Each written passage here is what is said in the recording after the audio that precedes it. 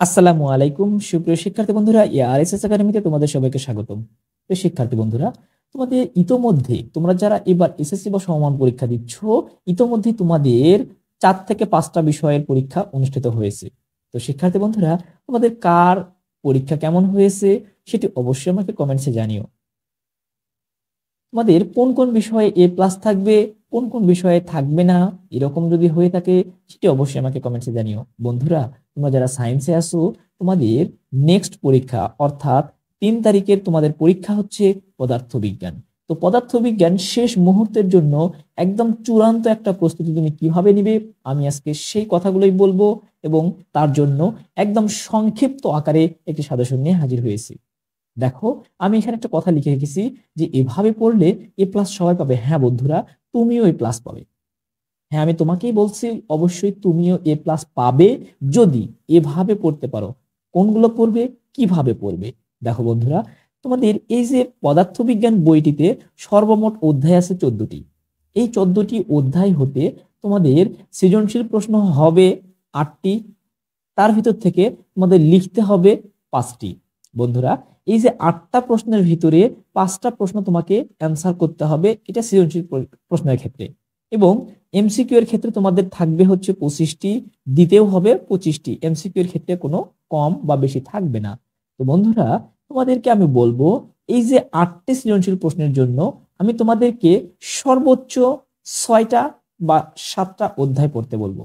1 নম্বরে আমি তোমাকে সর্বপ্রথম যেটা পড়তে বলবো, এবার কোনোভাবে মিস যাবে না এবং সকল বোর্ডের জন্য যেগুলো আসবে সেগুলো হচ্ছে বস্তুর উপর তাপের প্রভাব। বন্ধুরা, এবার বাংলাদেশের 9টি জেনারেল বোর্ড আছে, 9টা জেনারেল বোর্ডেই এখান থেকে একটা করে প্রশ্ন হবেই হবে। একদম শিওর থাকো তোমরা, এবার এই অধ্যায় থেকে একটা করে প্রশ্ন হবে। এরপর তোমাদের আলোর প্রতিফলন এবং প্রতিসরণ, এই দুটি অধ্যায় মিলে এক সেট প্রশ্ন হবে। এই দুটি অধ্যায় মিলে এক সেট প্রশ্ন হবে। তবে তার মধ্যে যদি আমাকে বলো যে এই দুটার মধ্যে কোনটি বেশি গুরুত্বপূর্ণ, তাহলে আমি বলবো আলোর প্রতিসরণ। তাহলে আমি বলবো তোমাদের এবার আলোর প্রতিসরণটা বেশি গুরুত্বপূর্ণ। এরপর বন্ধুরা, তোমাদের স্থির বিদ্যুৎ এবং জলবিদ্যুৎ, এই দুটি অধ্যায় থেকেও একটা সৃজনশীল প্রশ্ন হবেই হবে। এখান থেকে তোমরা যদি বলো যে কোনটি বেশি গুরুত্বপূর্ণ, তাহলে আমি বলবো এবার তোমাদের সকল বোর্ডের জন্যই গুরুত্বপূর্ণ স্থির বিদ্যুৎটা। যদিও স্থির বিদ্যুৎ থেকে সম্পূর্ণ একটা সৃজনশীল প্রশ্ন করার টপিক আসলে অনেক কম, এই জন্য হয়তোবা কোনো কোনো বোর্ডে দুটা মিলেই প্রশ্ন একটি হতে পারে। এরপর দেখো বন্ধুরা, তোমাদেরকে আমি বলবো, এবার বাংলাদেশের 9টি শিক্ষা বোর্ডের মধ্যে প্রায় ম্যাক্সিমাম শিক্ষা বোর্ডে দেখা যাচ্ছে যে 5 থেকে 6টা, এমন হতে পারে যে 9টা বোর্ডেই এই যে তোমাদের বিদ্যুতের চৌম্বক ক্রিয়া এই অধ্যায় থেকে একটা প্রশ্ন করবে। প্রায় ম্যাক্সিমাম বোর্ডে, ব্যতিক্রম হয়তো বা হয়ে গেলে, ব্যতিক্রম হলে দেখা যাচ্ছে যে একটা বা দুইটা বোর্ডে বা 3টা বোর্ডে মিস যেতে পারে। তবে ম্যাক্সিমাম বোর্ডে এই অধ্যায় থেকে একটি প্রশ্ন এবার হবেই হবে। এরপরে তোমাদের এই যে জীবন বাঁচাতে পদার্থবিজ্ঞান, জীবন বাঁচাতে পদার্থবিজ্ঞান, এই অধ্যায় থেকেও একটি প্রশ্ন হবার সম্ভাবনা আছে। তবে আমি তোমাদেরকে বলবো, যদি তোমাদের উপরের প্রশ্ন ভালো মতো কমন না থাকে, তাহলে তোমরা জীবন বাঁচাতে পদার্থবিজ্ঞান এই অধ্যায় থেকে টাচ করবে। এছাড়া আমি বলবো এই অধ্যায় থেকে টাচ না করাটাই শ্রেয়, কারণ এই অধ্যায়ে বাংলা লিখতে হয় প্রচুর এবং মার্কস কম পাওয়ার সম্ভাবনা আছে। তো বন্ধুরা, এই তো গেল চূড়ান্ত, যেগুলো আসবেই আসবে। এরপরে আমি তোমাদেরকে বলবো, তুমি গতি পড়ো। গতি অধ্যায় থেকে একটা সৃজনশীল প্রশ্ন 100% কমন পাবে, এটা তোমার 100%। এরপরে তোমাদের এটা হবে 100%। এরপরে তোমাদের এই যে এখান থেকে এটা হবে তোমার 100%। এরপর তোমার এটা হবে হচ্ছে 100%। এগুলো কোনোভাবেই মিস যাবে না, একদম পাবেই, তুমি শিওর থাকো। এরপর দেখো বন্ধুরা, বল এবং কাজ ক্ষমতা শক্তি, এই দুটা অধ্যায় মিলে, এবার এই দুটা অধ্যায় মিলে একটা প্রশ্ন হতে পারে। এবার এই দুটা অধ্যায় মিলে একটা প্রশ্ন হবেই, একদম দুটা অধ্যায় মিলে 100% একটা প্রশ্ন হবেই। 100% দুটা অধ্যায় মিলে একটা প্রশ্ন হবে। এখন পদার্থের অবস্থা ও চাপ, ম্যাক্সিমাম বোর্ডে প্রশ্ন এখান থেকে একটা হবে, তবে কিছু বোর্ডে প্রশ্ন মিস যেতে পারে। তবে আমি বলবো তুমি এটাকেও 100% একটা ধরে নিতে পারো, তাহলে এখান থেকেও একটা 100% প্রশ্ন হবে। আমি শেষে বলতেছি যে কে কোনটা পড়বে। এখন দেখো, তরঙ্গ ও শব্দ, এই অধ্যায়টা থেকেও একটা প্রশ্ন হবার সম্ভাবনা খুবই বেশি। এই অধ্যায় থেকেও একটা প্রশ্ন হবার সম্ভাবনা খুবই বেশি। এখন দেখো বন্ধুরা, আমি বলতেছি যে কে কোনটা পড়বে। যদি তোমাদের টার্গেট থাকে A+, তাহলে আমি তোমাকে বলবো তোমাকে অবশ্যই শুধু এ প্লাস না, যদি 90 আপ মার্কস টার্গেট থাকে তাহলে আমি তোমাকে বলবো তুমি গতি পড়ো, বল পড়ো, কাজ ক্ষমতা শক্তি পড়ো, পদার্থের অবস্থা চাপ পড়ো, বস্তুর উপর তাপের প্রভাব পড়ো। এরপরে তরঙ্গ শব্দ পড়ো, আলোর প্রতিফলন প্রতিসরণ এগুলো পড়ে নাও। এরপর স্থির বিদ্যুৎ চলবিদ্যুৎ পড়ো।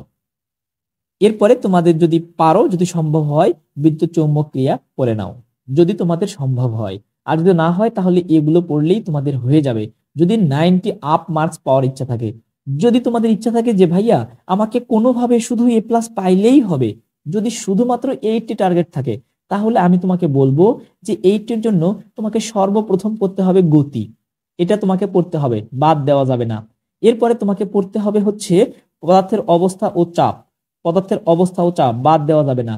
এরপর তোমাকে পড়তে হবে বস্তুর উপর তাপের প্রভাব, বাদ দেওয়া যাবে না। এরপর তোমাকে এই দুটা অধ্যায় অর্থাৎ আলোর প্রতিফলন প্রতিসরণ এটাকে বাদ দেওয়া যাবে না। এরপর স্থির বিদ্যুৎ চলবিদ্যুৎ এটাকে তোমার বাদ দেওয়া যাবে না। তাহলে দেখো তুমি অনায়াসে কিন্তু 5টা সৃজনশীল কমন পেয়ে যাচ্ছ, 1 2 3 4 5। এখন যদি তুমি চাও এখানে বল এবং কাজ ক্ষমতা শক্তি পড়বে, অথবা এই দিকে এই যে তোমাদের বিদ্যুৎ চৌম্বক ক্রিয়া পড়বে, যে কোনো একটা পড়ে নিতে পারো, কোনো সমস্যা নাই। এরপরে কথা হচ্ছে বন্ধুরা, যারা আমাকে চাচ্ছ যে ভাইয়া এই স্বল্প সময়ে আমার শুধুমাত্র মোটামুটি রেজাল্ট দরকার, অথবা অনেক স্টুডেন্ট আছো শুধু পাস দরকার, তো যারা মোটামুটি রেজাল্ট দরকার আমি তাদেরকে বলবো তোমাদের গতি অধ্যায়টা প্রায় সবারই পড়া থাকে, গতি পড়ে নাও। প্রায় বল অধ্যায়টা সবারই পড়া থাকে, প্রথমের দিকের অধ্যায়গুলো তো মোটামুটি সব স্টুডেন্টের পড়া থাকে। এরপর দেখা যাচ্ছে যে কাজ ক্ষমতা শক্তি মোটামুটি পড়া আছে, তুমি পড়ে নিতে পারো। এরপর তোমার যদি কোনো অধ্যায় সহজ লাগে, এগুলো অধ্যায়ের মধ্যে যদি কোনো অধ্যায় তোমার কাছে সহজ লাগে, যেমন তোমার কাছে হয়তোবা পদার্থের অবস্থা ও চাপ সহজ লাগতে পারে, তাহলে তুমি সেটা পড়তে পারো। অথবা তোমার কাছে যদি বস্তুর উপর তাপের প্রভাব সহজ লাগে, তাহলে তুমি এটা পড়তে পারো। অথবা তোমার কাছে যেমন তরঙ্গ ও শব্দ, এই অধ্যায়টা মোটামুটি ইজি, এই অধ্যায়টা প্রায় সব স্টুডেন্টের কাছে সহজ লাগতে পারে, এটা পড়ে নিতে পারো। আলোর প্রতিফলন চ্যাপ্টারটা অনেক ইজি, আলোর প্রতিফলনটা অনেক ইজি, আলোর প্রতিসরণটাও ইজি যদি একটু খালি বুঝে থাকো। এরপরে স্থির বিদ্যুৎটা খুবই ইজি, চলবিদ্যুৎটাও যদি বুঝে থাকো তাহলে অনেকটাই সোজা। তবে যদি এগুলো নাও পড়ো তাহলে তুমি এই যে বিদ্যুতের চৌম্বক ক্রিয়া পড়ো, মাত্র 3টা সূত্র আছে ভাইয়া, মাত্র 3টা সূত্র, এই অধ্যায়টা পড়লেও দেখবে তুমি একটা সৃজনশীল প্রশ্ন কমন পেয়ে যাবে, এইবার যাবে। আর সবচেয়ে বুদ্ধিমান এবং টেকনিক হচ্ছে এই যে 14 নম্বর অধ্যায়টা, জীবন বাঁচাতে পদার্থবিজ্ঞান, জীবন বাঁচাতে পদার্থবিজ্ঞান, এই অধ্যায়টা পড়ে যাবে, এটা কেউ বাদ দিবে না। এই অধ্যায় থেকে একটা প্রশ্ন হবে এবার, প্রত্যেকটা বোর্ডে হবার সম্ভাবনা খুব বেশি। তবে আমি বলবো যদি তোমার উপরে কমন থাকে তাহলে তুমি না পড়ো। এখন অনেক স্টুডেন্ট আছে ভাইয়া আমার কোনোভাবে পাস মার্ক দরকার, আমাকে শুধু পাস করলেই চলবে, আমি তাদেরকে সর্বপ্রথম বলবো তুমি 14 নম্বর অধ্যায় 1 নম্বরে পড়ো। এরপরে তুমি তোমার হচ্ছে এই যে বিদ্যুতের চৌম্বক ক্রিয়া, এই অধ্যায়টা পড়ো। এরপর তুমি এটা পড়ো, অর্থাৎ শেষের 3টা অধ্যায় তোমাকে পড়তে হবে। এরপর তুমি আলোর প্রতিফলনটা ইজি, একটু বুঝলেই বুঝতে পারবে, এটা পড়ো। এরপর আমি তোমাকে বলবো তুমি গতি পড়ো, তাহলে দেখবে তুমি 100% শুধু পাস না, মোটামুটি একটা ভালো রেজাল্ট করবে।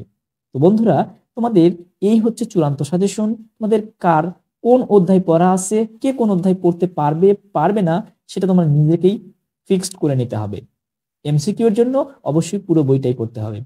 তো বন্ধুরা ভিডিওটি তোমাদের কাছে কেমন লাগলো বা সাজেশনটি তোমাদের কাছে কেমন লাগলো সেটি অবশ্যই কমেন্টসে জানিও। যদি ভালো লেগে থাকে আমি বলবো অবশ্যই বন্ধুদের মাঝে বেশি বেশি শেয়ার করে দিয়ে তাদেরকেও জানিয়ে দেওয়ার সুযোগ করে দাও। ধন্যবাদ।